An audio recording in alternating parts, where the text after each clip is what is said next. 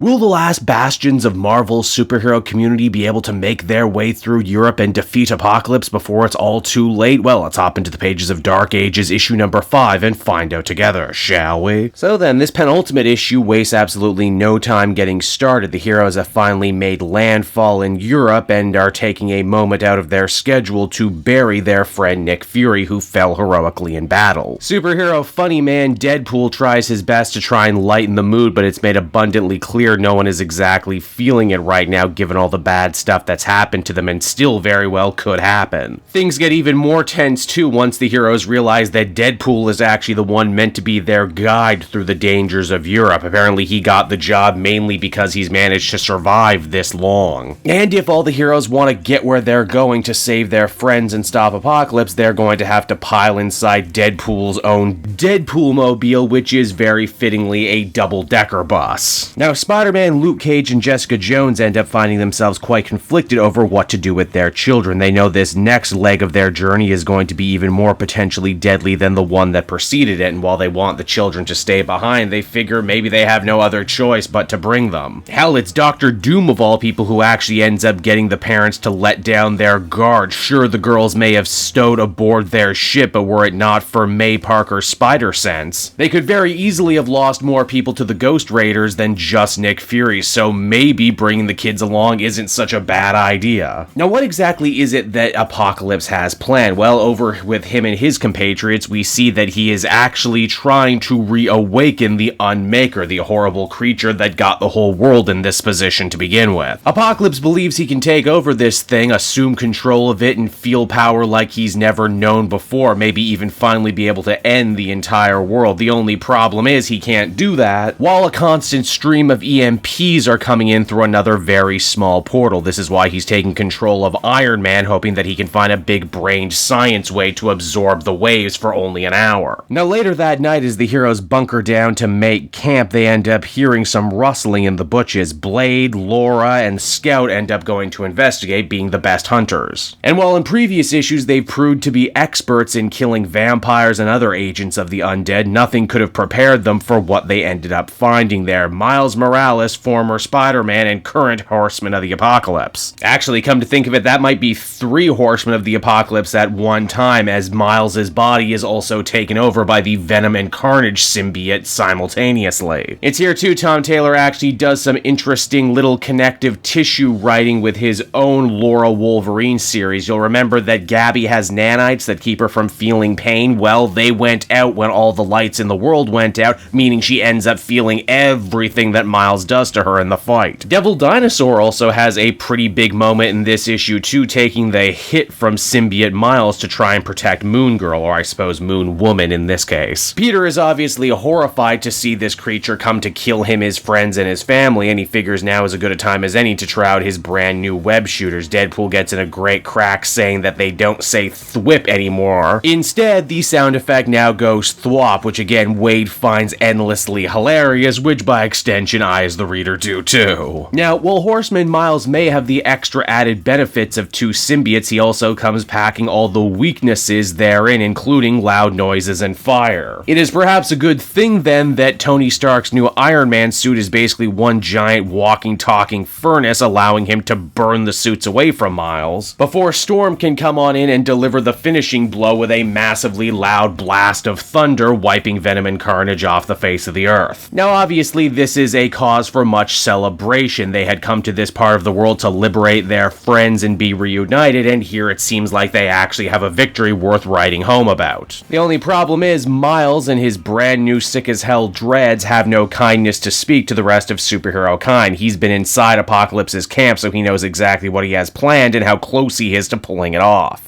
And it's on that note right there the comic comes to an end, everyone. So that was Dark Ages issue number 5, an issue that I very much enjoyed, even if it really didn't feel like a penultimate issue, did it? I guess we can safely assume that the final issue is going to be positively jam-packed with everything going on, as the last 2 issues really were all kind of about the journey and odyssey that the Marvel superheroes are going on just to finally have their big showdown with Apocalypse. I will say one thing I am mildly disappointed about, considering how much much he was built up both in the promotion for this series and in the book itself is how easily Miles and his two symbiotes were defeated. I mean, yes, some of the most powerful Avengers and X-Men and everything else in between were there to try and fight him, and they did ultimately win by going after weaknesses that the symbiotes have always had. I just felt like he should have done a little bit more. Deadpool offered up some nice comedy relief in a much more serious apocalypse end of the world type of story, which is always appreciated. Overall, though, I think I'd only be able to give this one a 7.5 out of 10. I know this book is capable of more, and I'm sure I will enjoy the finale once we get there.